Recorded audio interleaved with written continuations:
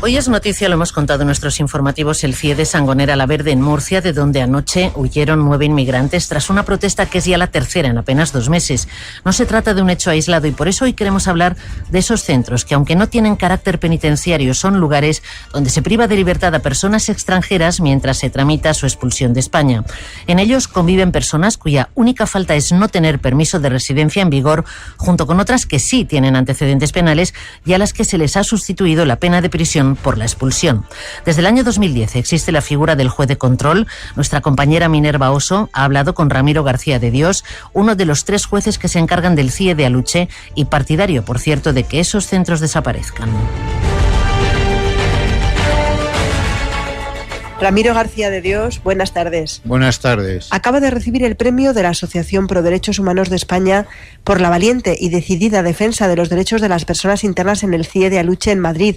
¿Cómo es este centro? El CIE de Aluche, en su estructura, es un centro policial. Está articulado dentro precisamente de la comisaría de Latina. A su vez, en lo que son las dependencias donde están las personas internadas, configuran un marco bastante peor que muchas prisiones. Y después, esa configuración y ese modelo policial de control configura unos centros donde el sufrimiento derivado de la privación de libertad es acusado. Y a su vez se configuran como espacios de opacidad e impunidad policial.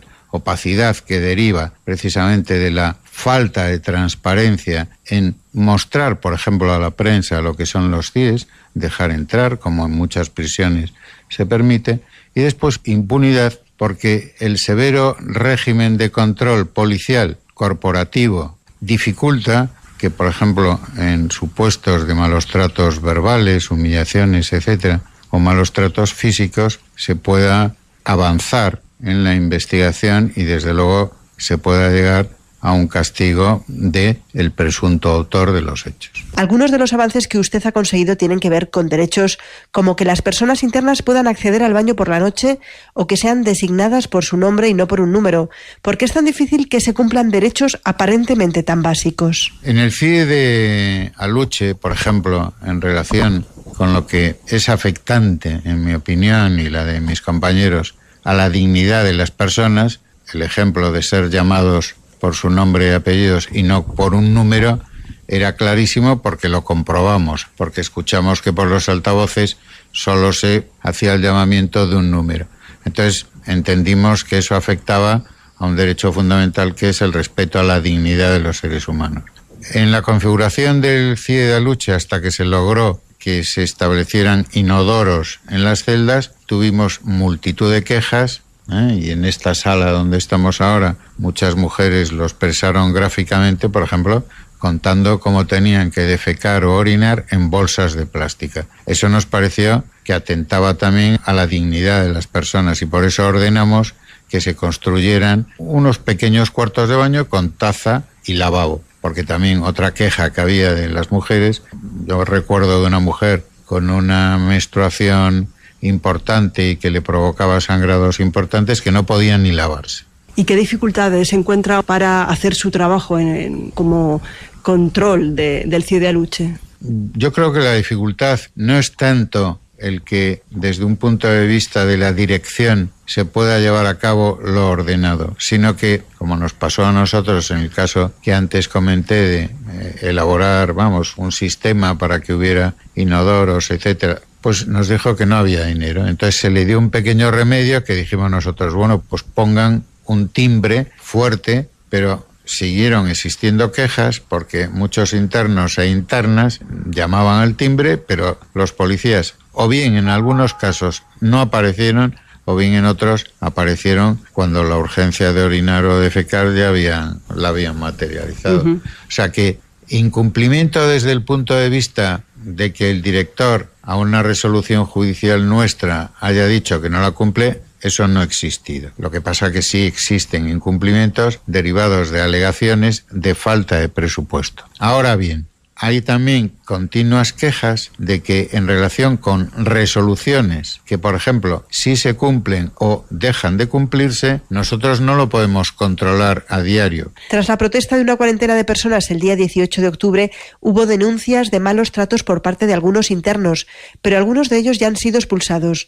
¿Qué se puede hacer en estos casos? En principio, el juez de instrucción al que le haya tocado por reparto las diligencias de carácter penal sí podría hacer, porque podría ordenar la suspensión de la expulsión. Ahora bien, ¿cuál es el problema que plantea en general? Que se suele expulsar no solo inmediatamente a las personas internadas que presuntamente han sido víctimas de malos tratos, sino que también se suele expulsar inmediatamente a los que puedan ser testigos. Por eso yo apunté al final los centros de internamiento como espacios de impunidad.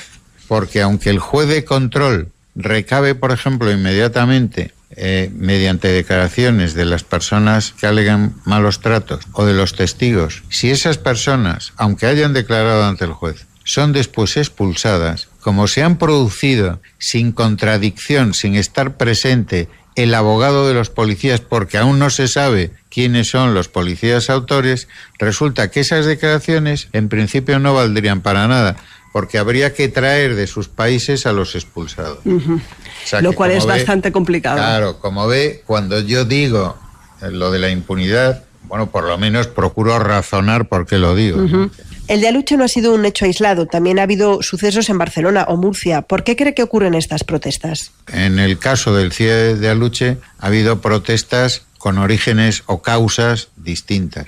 Por ejemplo, ha habido protestas por mal estado de la comida, ha habido protestas en invierno no funcionar el agua caliente, ha habido protestas por malos tratos, humillaciones verbales de agentes de policía, sobre todo en una época de distintos internos que hablaban de un agente de policía al que llamaban el canario, ¿no? Yo no puedo saber la protesta del mes de octubre, cuál fue el determinante, porque hay informaciones dispares. Las pancartas que yo vi, si no me equivoco, una ponía libertad y la otra ponía dignidad. Evidentemente están privados de libertad y si son irregulares, como parece ser que eran exclusivamente irregulares, que habían llegado en patera, pues claro, es gente que no entiende cómo, bueno, después de haberse jugado la vida para tratar de, bueno, mejorar sus condiciones de vida, pues los encierran en un CIE. Ahora, las causas en relación con, por ejemplo, que se respete mi dignidad, pues puede ser también hasta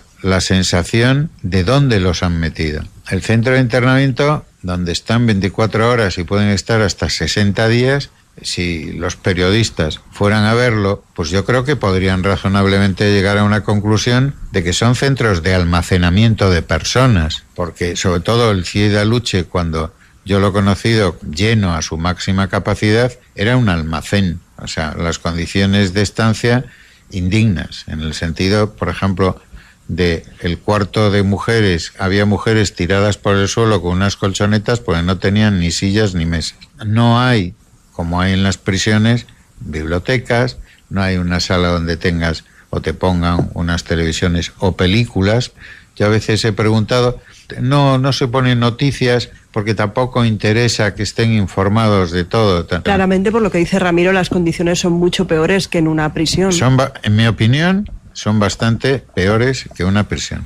Un ejemplo muy sencillísimo. En todas las prisiones hay separación entre presos preventivos y condenados. Bueno, pues aquí se mezclan personas que tienen condenas con personas que lo único que han hecho es, incluso muchos de ellos, ni siquiera ser irregulares de origen, sino irregulares sobrevenidos por haber tenido la mala suerte de no encontrar un contrato de trabajo. De quedarse en paro. Muchas de las personas que pasan por estos centros de internamiento, el 60%, finalmente no son expulsadas. Es uno de los argumentos que esgrimen las organizaciones que abogan por su cierre.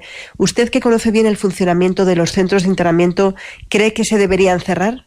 Yo creo que el mejor destino de los CIEs es que desaparezcan, porque, en primer lugar, no son necesarios. Es decir, si se pretende decir que para expulsar es necesario que existan los CIEs, no es cierto.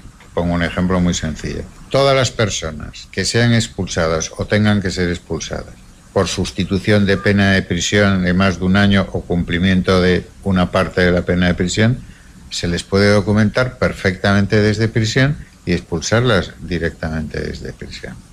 A las personas inexpulsables no hay por qué internarlas, sobre todo cuando se sabe que no se las va a poder expulsar. Pero es que después, lo más grave de la utilización de los CIEs es que se está utilizando los CIEs para internar a personas sobre las que ni siquiera ha recaído todavía la orden de expulsión, sino que se incoa el expediente de expulsión al detenerlo y, sin haber transcurrido las 48 horas para alegaciones, ya han pedido el internamiento y hay jueces que internan. ¿Saben los jueces a dónde están internando a estas personas? La gran mayoría de los jueces de instrucción que internan personas no saben ni conocen las condiciones de los centros de internamiento, primero porque la gran mayoría ni siquiera han visto un centro de internamiento. Y después, las críticas de estudiosos del fenómeno del internamiento han puesto de relieve que no hay formación suficiente en relación con los jueces de instrucción y el internamiento. Te voy a poner un ejemplo muy sencillo. ¿Cómo es posible que una mujer colombiana, madre de 2 hijos menores españoles, se la pueda internar para expulsar? Atención, si a la mujer se la manda a Colombia con los niños, a los niños españoles se les priva del derecho constitucional de residir en España. Si a la mujer se la manda a Colombia sin sus hijos españoles menores de edad, se rompe y viola el artículo 8 del Convenio de Roma sobre el principio de unidad familiar, de protección de la familia, y se viola el Convenio del Niño del respeto al interés superior del menor. Ramiro García de Dios, muchas gracias por atender a Radio Nacional de España. Gracias a ustedes y espero que sirva un poco para dar información sobre lo que son los CIEs.